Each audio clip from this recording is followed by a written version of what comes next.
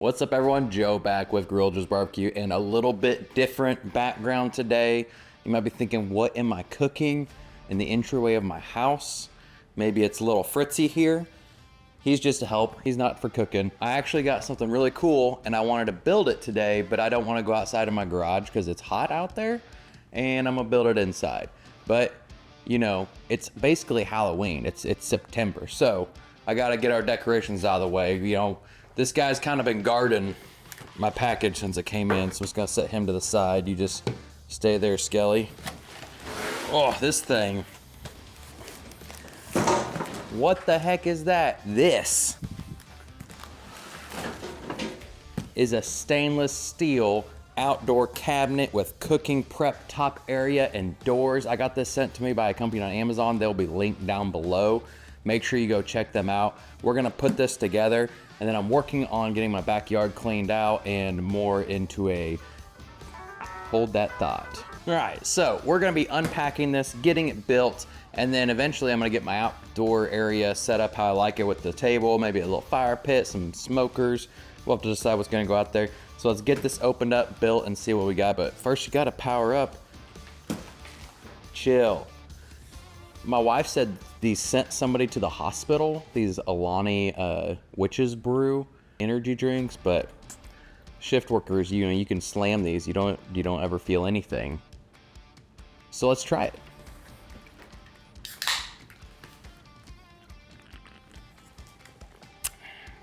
Ooh, tastes like a caramel apple. Let's get this opened up and see what we got, what we're working with. You like that knife? See how that opened? You just grab it, boom. Links in the description. Love this thing. Now you always want to pay close attention to directions. This says not to cut, so I obviously use my knife to cut it open. What do we got here? That's what we're gonna be building.